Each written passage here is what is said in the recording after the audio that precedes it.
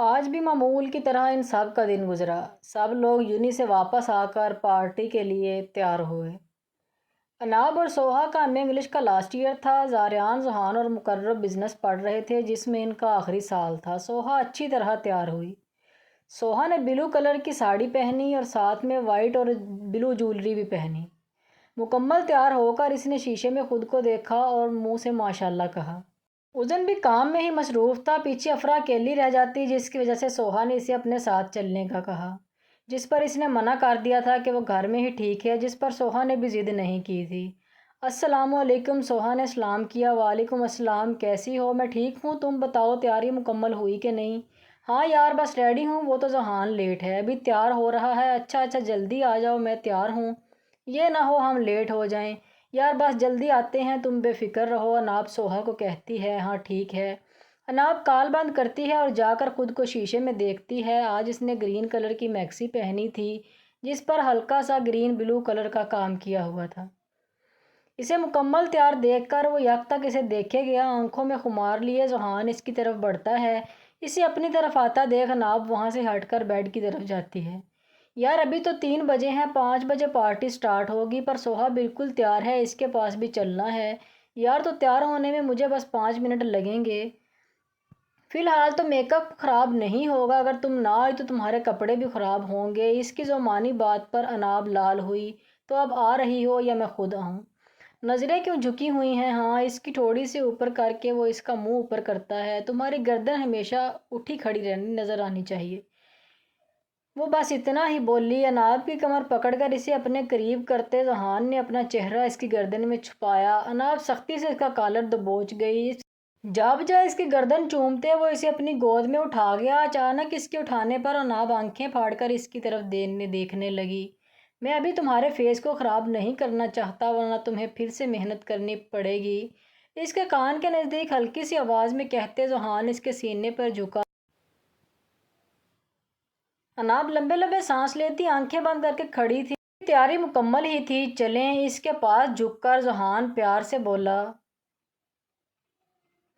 ہاں چلیں۔ اچانک اس کی آواز اپنے پاس سن کر اناب بوکھلا کر بولی۔ اس کے ساتھ چلتے ہوئے اناب بولی، تو پھر اتنا گھبرا کیوں رہی ہو؟ ریلیکس رہو۔ وہ میں کہہ رہی تھی کہ آپ کو ہی لگ رہا ہے۔ اچھا پھر رات کو دیکھتے ہیں۔ اب کی بار اناب خاموش رہتی ہے۔ وہ دونوں گاڑی میں بیٹھ کر سوہا کے گھر کی طرف روانہ ہوتے ہیں۔ تھوڑی دیر بعد سوہا باہر آتی دکھائی دیتی ہے۔ اسے دیکھ کر ذہان گاڑی سٹارٹ کر دیتا ہے۔ گارڈ نے ازن کی گاڑی دیکھ کر گیٹ کھولا۔ ازن گھر کے اندر داخل ہوا تو ہر طرف خاموشی کا راج تھا۔ وہ اپنی پانڈا کو ڈھونڈ رہا تھا۔ افرا کو جتنا کھانے کا شوق تھا ازن کو اتنا ہی کھانا بنانے کا شوق تھا۔ ازن کسی ماہر شیف کی طرح چیزیں کاٹتا ہوا انہیں پکانے لگا۔ اس کے ملازموں نے بلایا تھا اس کو اور اس نے اوپر جا کر کھانا لگایا۔ آج موسم بہت اچھا تھا تو اس نے اپنی پانڈا کے ساتھ چھت پر ہی کھانا کھانے کا سوچا۔ جو مرضی ہو، افرا کو تو بس کھانا کھانے کی پڑی ہوتی ہے۔ افرا کی میٹھی آواز اس کے کانوں میں پڑی تو وہ مسکرا کر پھر سے دروازہ نوک کرنے لگا۔ کسی کا جواب نہ آتے دیکھ کر افرا غصے سے اٹھی۔ ازن اسے سمجھنے کا موقع دیے بغیر اس کے کمرے میں گھس آیا۔ ازن کو اپنے سامنے دیکھ کر افرا کا پارا چڑھ گیا۔ اے چمگادڑ، یہ کیا بدتمیزی ہے؟ کسی کے کمرے میں ایسے گھستے ہیں کیا؟ اس کی حرکت پار کرواتے ازن نے اسے پکڑ کر اپنے نزدیک کیا۔ چھوڑنے کے لیے تھوڑی نہ آیا ہوں، ازن بھاری آواز میں بولا۔ افرا کی دھڑکن تیز ہوئی۔ پانڈا یار، میں چاہتا ہوں کہ آج تم برا کے بغیر دکھا ہی دو، ازن ایک آنکھ دبا کر کہتا ہے۔ اس کی بات پر افرا غصے سے دانت پیستی ہے۔ اپنے دونوں ہاتھ ازن کے بالوں کی طرف کر گئی۔ اس کے بال اپنے دونوں ہاتھوں سے پکڑ کر افرا اسے جھنجھوڑنے لگی۔ افرا ابھی تک اس کے بال کھینچ رہی تھی جس سے ازن کو درد محسوس ہو رہا تھا۔ اپنی آنکھوں کے آگے اندھیرا محسوس کرتے ازن نے اس کا چہرہ اپنی گرفت میں لیا اور اس کے ہونٹوں کو اپنی گرفت میں لے گیا۔ دونوں کافی دیر تک ایک دوسرے کے ہونٹ چومتے رہے۔ افرا اپنے سینے پر ہاتھ رکھ کے لمبے لمبے سانس لینے لگی۔ افرا کے اس طرح کرنے پر ازن مینی خیزی سے مسکرایا۔ تم میرا ساتھ دیا کرو۔ افرا غصے سے اسے گھورتی۔ کیا ہوا میری پانڈا کو؟ ازن اس کے گال کھینچ کر شرارت سے کہتا ہے۔ تمہاری تو چمگادڑ کہیں کی۔ افرا پھر سے اس کے بال کھینچنے کے لیے اس کے پاس گئی۔ افرا بھی اسے چھوڑنے کے موڈ میں نہیں تھی، اس لیے اس کے پیچھے ہی بھاگنے لگی۔ ازن بھاگتے ہوئے بیڈ پر چڑھا تو اس کے پیچھے افرا بھی چڑھنے لگی، پر وہ گولو مولو گر گئی۔ उजन इसे गिरते देखकर जल्दी से इसके पास आया। अफरा तो बस सूसू किए जा रही थी। पांडा मेरी जान, यार क्या हुआ है, ज़्यादा तो नहीं लगी? मैं तुम्हारी वजह से गिरी हूँ चमगादड़। अफरा इसको चुटकी काटती है। ओह यार, मेरी वजह से क्यों? खुद ही मेरे पीछे लगी थी तुम तो क्या वहीं खड़े होकर अपने बाल खिंचवाने लगता तुमसे? अफरा जवाब देने के बजाय और ज़्यादा रोने लगती है। उजन इसे पीछे करके खुद इसका पाँव पकड़कर देखने लगता है। नहीं, मुझे नहीं लगी ज़्यादा। तो फिर रो क्यों रही हो? उजन नासमझी से कहता है, क्योंकि मैं गिर गई हूँ। तो यार गिरी हो तो पर चोट तो नहीं लगी।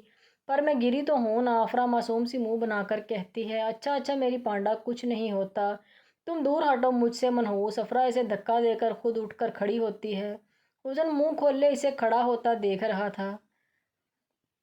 अफरा इसके खुले मुंह पर तंज करती है। वैसी आइडिया बुरा नहीं है। उजन इसकी तरफ कदम बढ़ाता है। दूर रहो मुझसे। क्यों? उजन खमारा लूद निगाहों से इसे देखता है।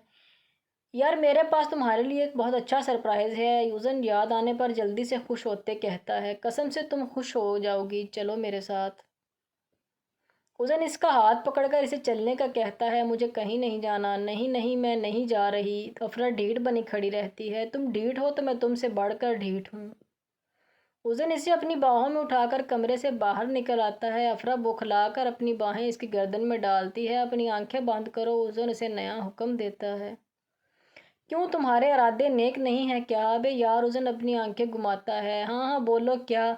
यार सरप्राइज़ है ना तुम्हारे लिए। अपनी आंखें बंद करो। चलो ठीक है, कर लेती हूँ। अपना अपनी आंखें बंद करती है। अभी बंद रखना, जब बोलूँ तब खोलना। इसे नीचे खड़ा करता उजन इसके पीछे खड़ा हो जाता है। जैसे मैं 3 कहूँ तुम आंखें खोल लेना।